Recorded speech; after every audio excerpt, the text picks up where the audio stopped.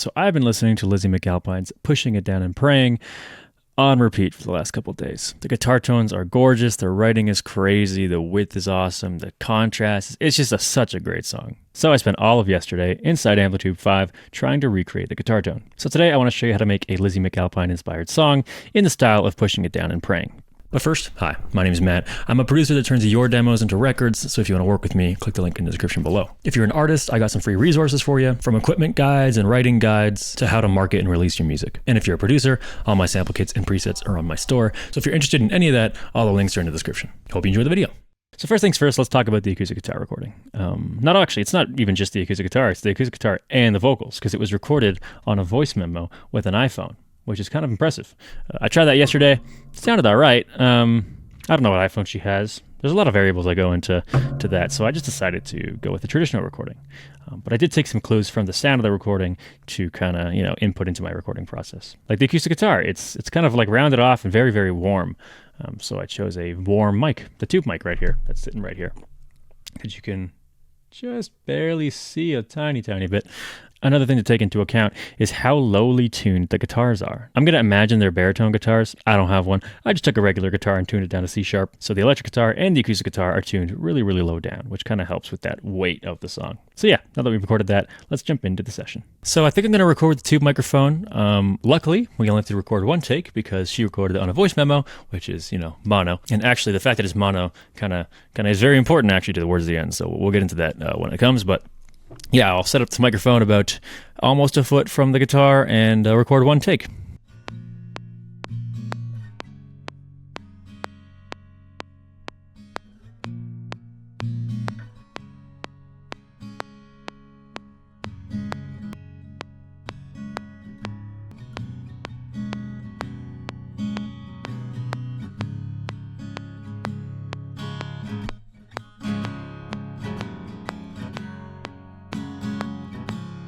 Okay, we recorded that.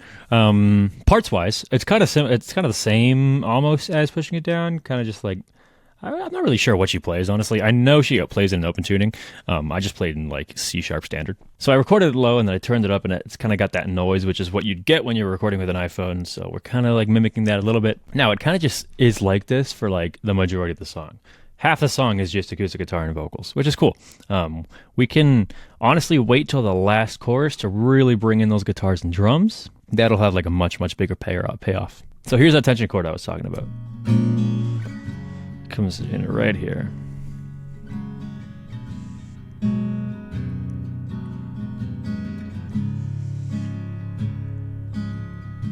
Sounds cool. Let's find that last chorus.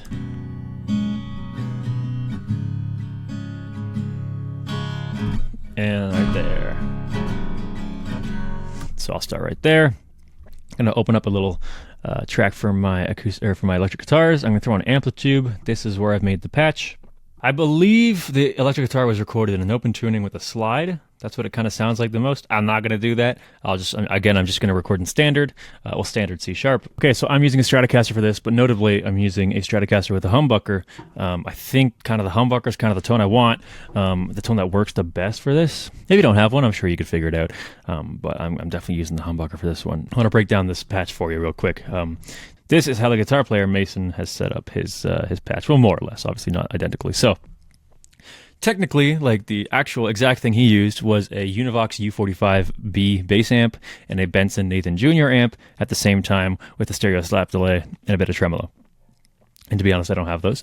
So here we are. We've got a vintage amp instead, which will act as one of our amps. And we've got a deluxe reverb amp because, I don't know, I just like it. And it sounds really crunchy and really nice. But the biggest part of the tone is the slap delay, which delays a bit of this signal right here, so it gives it that stereo width. And it sounds like this.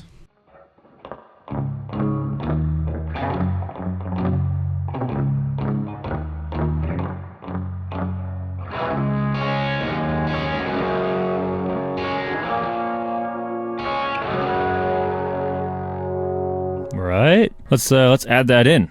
Gonna play the same sort of chords, trying to do a little bit melodic maybe. Just kind of mess around. It's less about the part, it's more about the feel.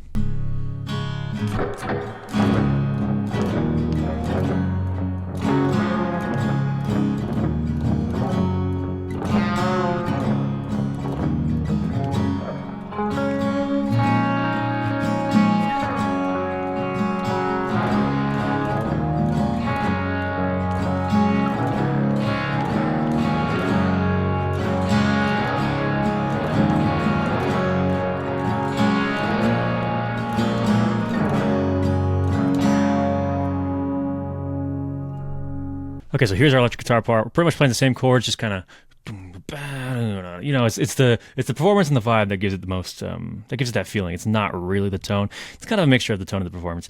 Really, the majority of the tone is coming from Mason's guitar playing because he's an incredible guitar player. Odds are he's using a slide and a baritone guitar tuned to an open tuning. But anyway, this is what we got so far. So now we got to add some drums, to which we're using Superior Drummer on the Custom Shop EZX with basic Q. And notably, look at these overheads. They're not very wide. In the recording, the drums are actually quite down the center. So overheads are tucked in a little bit. I also brought the ambience up. And brought the, I just brought the ambience up just for some more ambience. Sounds like this. So, what's important is we're not playing to a click. We're playing to the feel of the song. That's how you get in the pocket. I'm not an incredible drummer, not with my fingers either, so we probably won't get too into the pocket, but we'll try. We'll try and dig as far as we can out of that pocket, and we'll see what happens.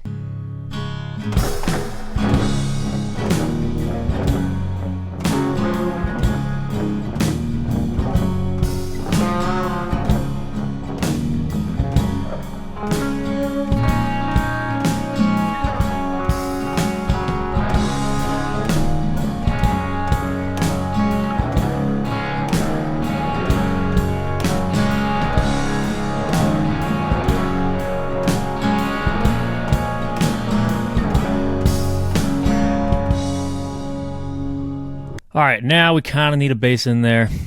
Let's go to Moto Bass. I'm not going to be able to get it as groovy as I want it to be because it's a digital bass, but we'll try. We'll try. We'll go to the J bass. In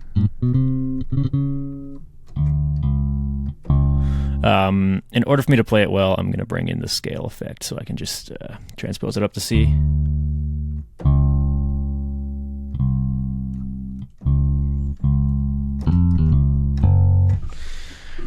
Yeah, and then let's see what we can do here. I really didn't prepare for this, to be honest. Let's go to round wound. Yeah.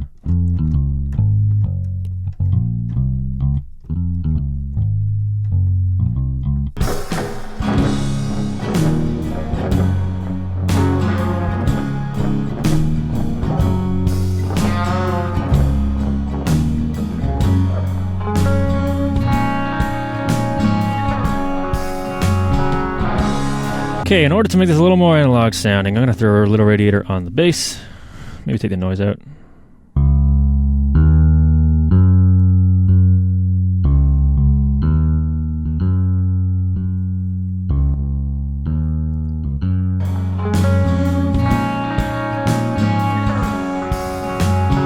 Still not quite getting that guitar exactly how I want. I'm going to keep trying. Kind of get, I don't know. I don't know.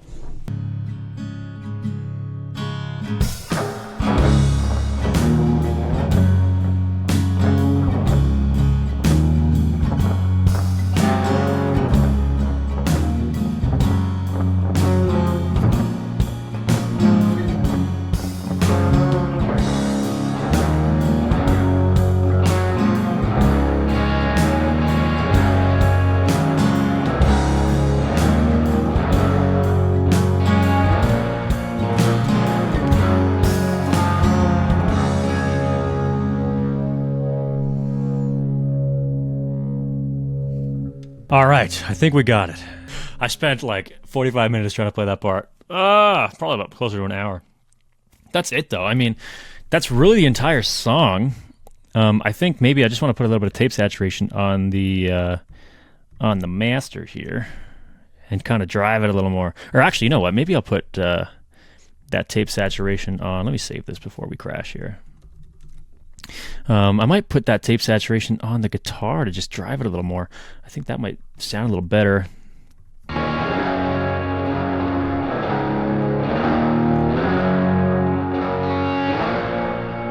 Yeah, let's see.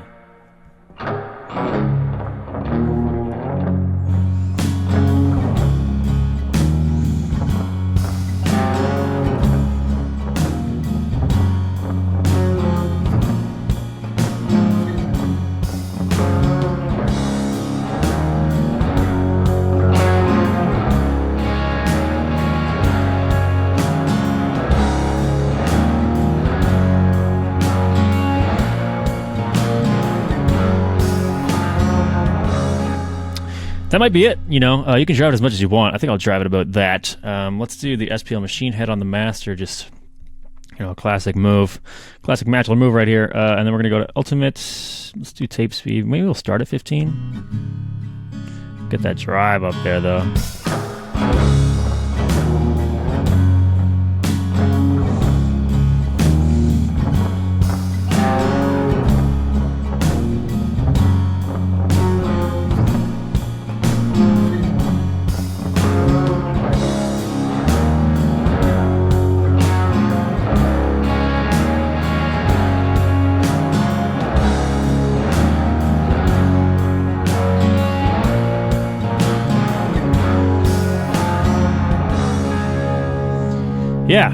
Yeah. I mean, the majority of the mix is that guitar. You can like in the original mix, the drums are like you can't even hear the kick.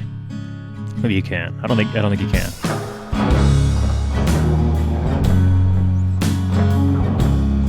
You know what I mean? Like it's like it kind of feels like everything is here, kind of separated from the guitars, which is kind of like what we're going for, which I think works. This bass, I'm fine with it. We could probably do a little better on that bass, but that's okay. I'm going to throw a tiny bit of multiband compression on there just because I want to control a bit of this area right here. Or maybe a little lower. But not too much because we need it to sound a little raw.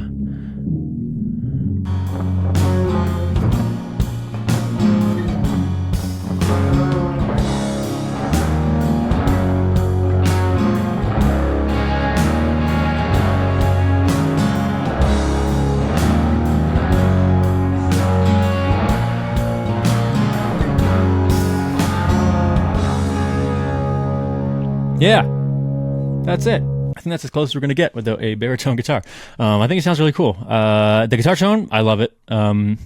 It's not identical, but it does have that nice kind of. It's very tasty, I think. So I'm happy with that. I hope I did the arrangement, and I hope I did the video justice.